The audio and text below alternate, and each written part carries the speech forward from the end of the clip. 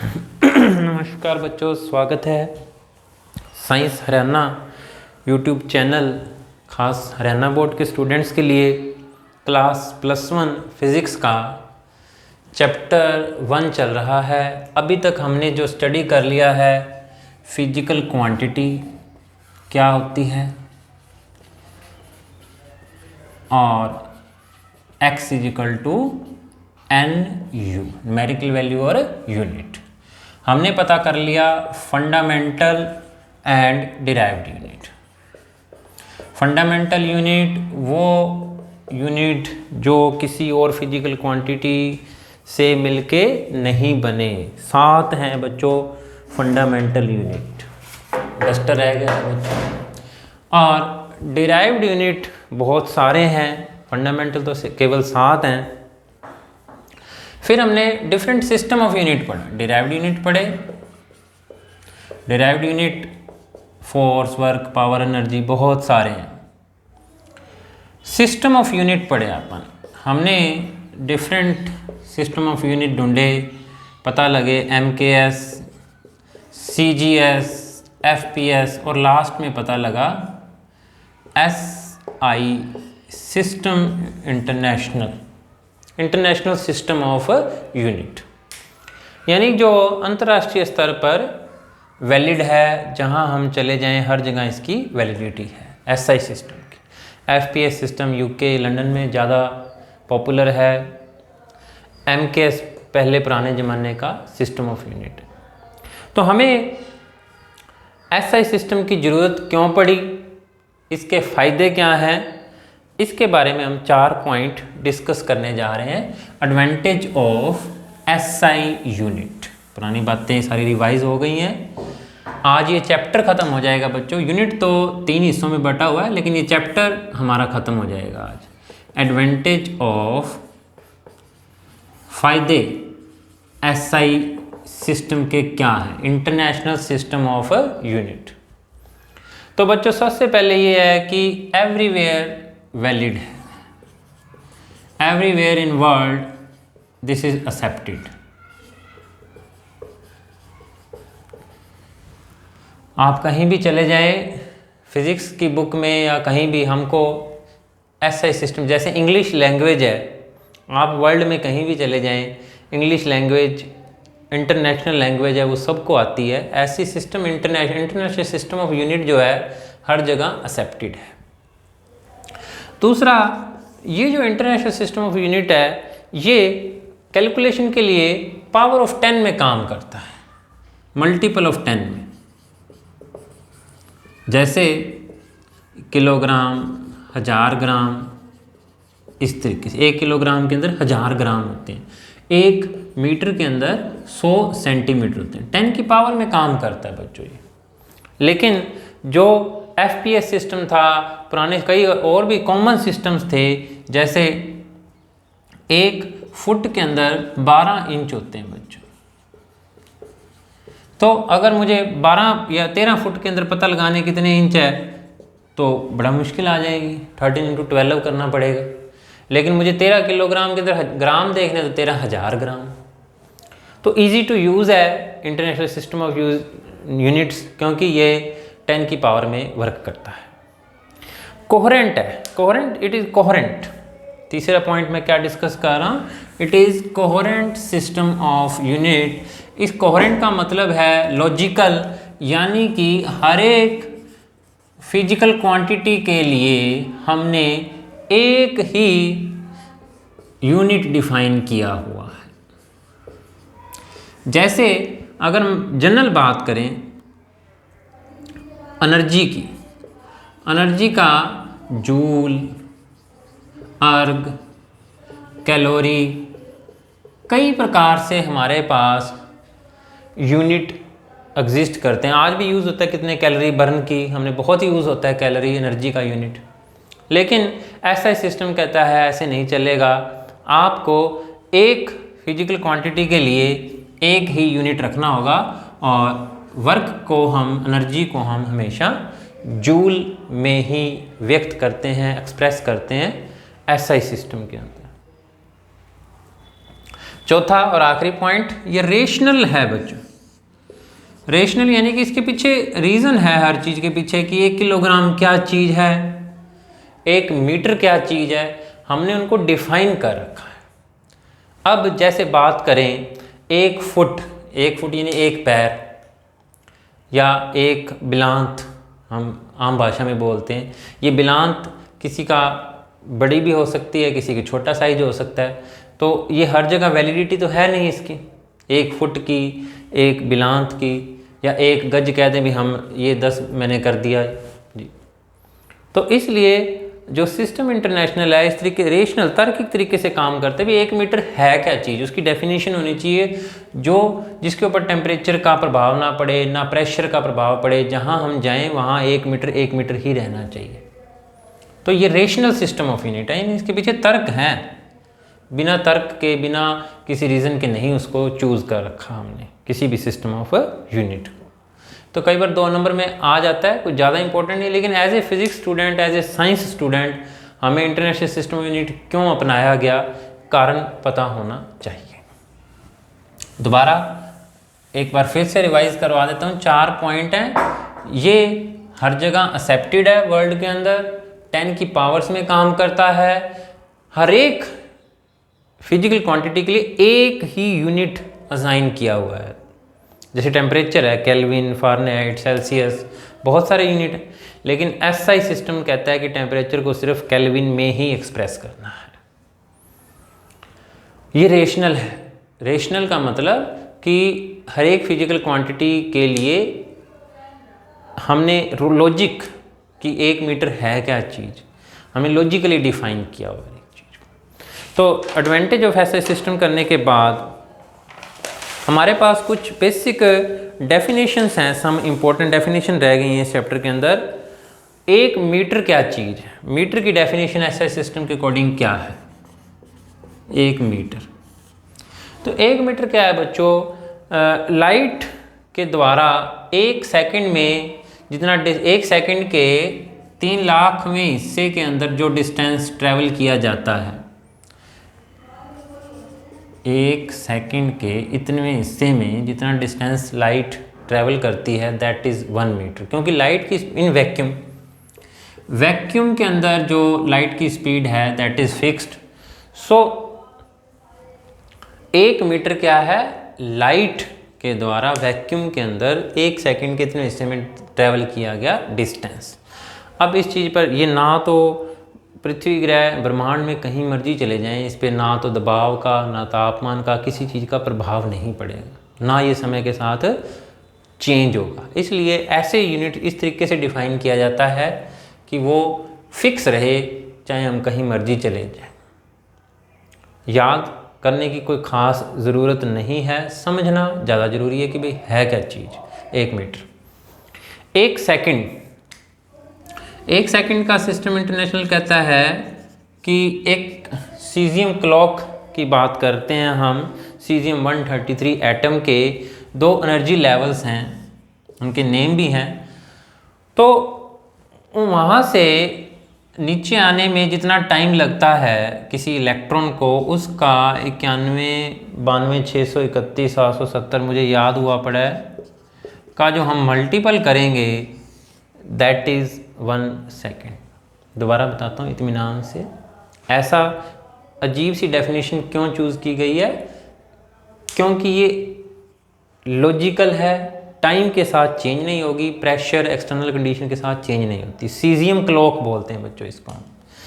Caesium clock is one of the most accurate clock, man made clock. Science laboratory हमारी NPL national physical laboratory में भी पढ़ी है ये, NPL नेशनल फिजिकल लेबोरेटरी में। Caesium clock is one of the accurate clock. So in this term we have defined 1 second, 1 metre, 1 second. Caesium के 2 energy levels हैं, 10th में आपने पढ़ा है, 9th में। एनर्जी लेवल से कुछ ना कुछ टाइम लगता है इलेक्ट्रॉन को जंप करने में, उस टाइम का इतना मल्टीपल जो है दैट इज़ 1 सेकेंड। आखिरी आ रहा है किलोग्राम। ये थोड़ी सी आसान है। किलोग्राम की डेफिनेशन क्या है बच्चों कि एक प्लेटिनम इरिडियम का सिलेंडर पड़ा है, प्लेटिनम और इरिडियम की एक मिश्र धातु, प्लेटिनम इरिडियम, प्लेटिनम इरिडियम का एक सिलेंडर बना के हमने रख रखा है कहाँ पर, international bureau of weight France के अंदर। तो वो जो सिलेंडर है दैट इज़ 1 किलोग्राम बेस है। जितने भी 1 किलोग्राम बनाए जाएंगे वो उसी का बेस लेके बनाए जाएंगे। चाहे भूल जाओ, एक बार समझ लो ज़रूरत क्या है सिस्टम इंटरनेशनल की। इतने हमको फाइन साइंटिफिक वे में 1 मीटर क्या है, साइंटिफिक वे में 1 सेकंड क्या है और किलोग्राम क्या, हमने ये बताया अभी। इसके बाद बच्चों बड़ी ज़रूरत पड़ने वाली है जो आपको पूरे जब तक आप साइंस में हो, प्रीफिक्स और सफिक्स की। प्रीफिक्स और सफिक्स क्या होते हैं? जैसे हम मिलीमीटर बोलते हैं, मिलीमीटर, प्रीफिक्स जो पहले लगता है, सफिक्स जो 10 की पावर प्लस में होते हैं। जैसे आमतौर पर हम गीगाबाइट, टेराबाइट इस तरह से मेमोरी बताते हैं, जैसे 1 GB। इस तरीके से TB के अंदर भी मेमोरी होती है। तो ये GB क्या है? 10 की पावर 9 बाइट। 1 MB, एक फ़ोटो आप देखते हो 1 MB की 3 MB की होती है। तो MB क्या है? मेगाबाइट। मेगा होता है 10 की पावर 6 बाइट्स। तो 10 की पावर 12 बाइट्स या बिट्स कंप्यूटर की लैंग्वेज है। लेकिन हमारे लिए ये जो प्रीफिक्सेस हैं, ये प्रीफिक्स यानी कि जो पहले आते हैं, ऐसा यूनिट में यूज़ होते हैं। तो इनके बारे में पढ़ने जा रहे हैं। वैसे नोट्स आपके पास अवेलेबल होंगे, एक बार समझ लो क्योंकि बार बार ये यूज़ होंगे, अपने आप ही याद हो जाएंगे बेटे। तो इनका रटने की ज़रूरत नहीं है किसी भी चीज़ को, इतनी बार ये यूज़ होंगे कि हमको अपने आप ही याद हो जाएंगे। तो डेसी को D से लिखते हैं 10 की पावर -1, सेंटी C 10 की पावर -2, मिली M मिलीमीटर जैसे 10 की पावर -3। मिली के बाद सीधा आ जाता है माइक्रो क्योंकि M यूज़ हो गया तो म्यू यूज़ कर लेते हैं माइक्रो के लिए हम। 10 की पावर -6 जैसे माइक्रोमीटर होगा तो 10 की पावर -6 मीटर हो जाए। बहुत यूज़ होते हैं, जैसे वेवलेंथ लाइट की हम माइक्रोमीटर में बताते हैं। तो इस तरीके से बार बार इनका इतना यूज़ होगा कि अपने आप ही याद हो जाएंगे, कुछ ज़्यादा चिंता नहीं करनी इनकी। एक बार बता रहा हूँ कि नैनोबाइट, नैनो टेक्नोलॉजी, तो 10 की पावर -9 में जो मीटर में हम बताते हैं किसी चीज़ को, लेंथ को, टाइम को, नैनो सेकेंड, कोई घटना नैनो सेकेंड के अंदर हो रही है, 10 की पावर -9, 1 सेकेंड के 10 की पावर 9 हिस्से में हो रही है। नैनो के बाद आता है पिको, 10 की पावर -12, और इसके बाद आता है फेमटो, F 10 की पावर -15, और आटो जो है 10 की पावर A से इसको रिप्रेजेंट करते हैं 10 की पावर -18। ये तो होगी बच्चों 10 की पावर -0.01, 0.001, 0.0001, 10 की पावर -3। इसके बाद और इनके जो सिंबल हैं स्मॉल लेटर्स के अंदर लिखते हैं आप। जैसे ही आप किलो को पार करेंगे वो कैपिटल लेटर्स में लिखे जाएंगे। अभी तो पहले हेक्टा, डेका 10 की पावर +1, D से, जैसे डेसीमीटर कई बार आपने सुना होगा। तो डेका के बाद हेक्टा या हेक्टो है 10 की पावर +2, H हेक्टेयर मीटर जैसे आप बात करते हैं। हेक्टो के बाद 10 की पावर 3 आएगा, 10 की पावर 3 तो किलो बहुत यूज़ करते हैं आप आम भाषा में के। उसके बाद 10 की पावर 6 अभी बात की थी अपन ने, मेगा के लिए कैपिटल M यूज़ होगा।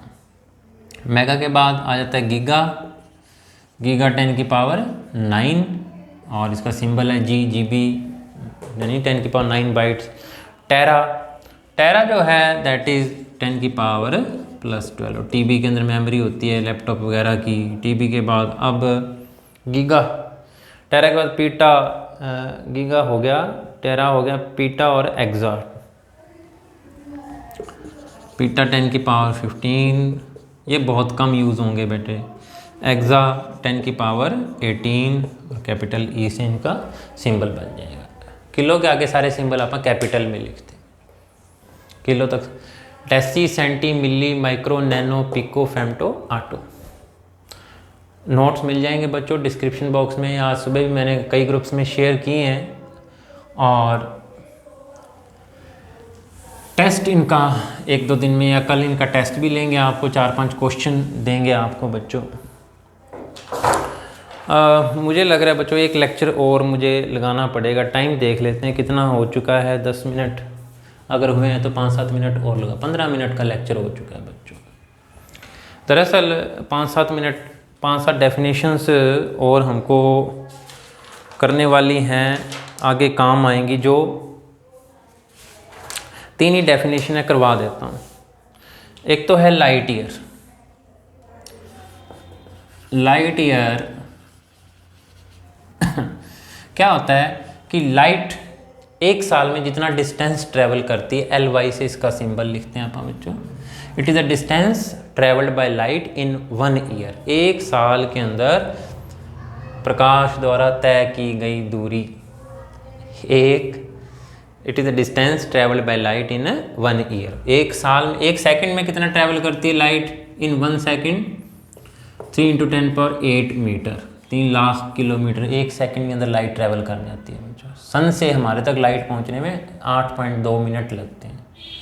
एक साल में कितना लाइट ट्रैवल कर जाती है? दैट इज़ 1 लाइट ईयर, ज़रूरत के हिसाब से बच्चों।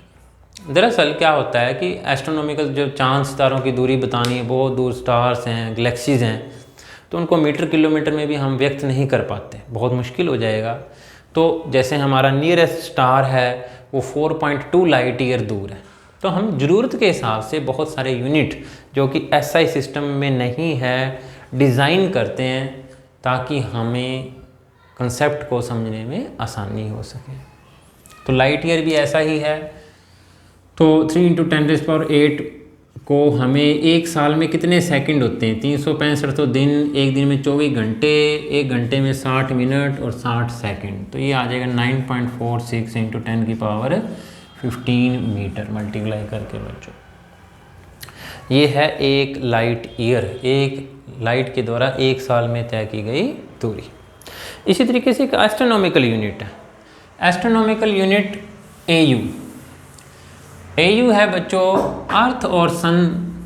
देखो ये है हमारा सन, इधर अर्थ रोटेट कर रही है। हालांकि ये डिस्टेंस फिक्स नहीं है, कभी ज़्यादा कभी कम भी होता है, लेकिन जो एवरेज अगर हम बात कर रहे हैं, average distance between sun and earth is 1 AU, 1 astronomical unit. Astronomical unit 1 AU। It is the average distance between sun and earth. और ये किसके इक्वल होता है? 1.5 × 10⁻11 मीटर के इक्वल होता है 1 AU। और आखिरी बात आ रही है 1 पार्सेक पैरालैक्टिक सेकंड। 1 पार्सेक क्या है बच्चों? अगर कोई आर्क जिसकी की लेंथ 1 AU है और वो एंगल 1 सेकंड सबटेंड करे, तो जो इस आर्क, इस सर्कल का जो रेडियस है ये हमारा होगा 1 पार्सेक। ये एक प्रॉब्लम करेंगे ना जब बच्चों, तो आपको दोबारा सुनाऊंगा। एंगल की डेफिनेशन होती थी, आगे आपके पैरेलैक्स मेथड करेंगे ना तो आएगा θ = L/R, आर्क अपॉन रेडियस। तो ये है हमारी आर्क, ये रेडियस और ये एंगल। तो θ = L/R से पार्सेक की डेफिनेशन बनी है पैरालैक्टिक सेकंड। ये भी बहुत बड़ा यूनिट है और काफ़ी एस्ट्रोनॉमी के अंदर काफ़ी काम आता है। और ये लगभग इक्वल टू होता है 3 × 10⁻16 मीटर। हो सके तो इन बातों को सुन सुन के अपनी कॉपी पे नोट करें बच्चों। नोट्स तो सुबह मैंने दिए हैं और NCERT की प्रॉब्लम सॉल्व करने का इकट्ठा एक वीडियो, 1 या 2 वीडियो आपको सारे बना के देंगे। कल या परसों जो भी आपको टेस्ट मिले वो टेस्ट ज़रूर करें। और कुछ बेसिक डेफिनेशन अभी पढ़ी हैं, इस टेस्ट के साथ जो आएगा उसमें 2-3 डेफिनेशन और करवाते हुए आपको ये चैप्टर कंप्लीट हो जाएगा। बिल्कुल इजी चैप्टर है, बेसिक है बातें। ये चाहे केमिस्ट्री है चाहे बायो है, हर जगह ये काम आनी है, हर जगह ये कॉमन है ये चैप्टर।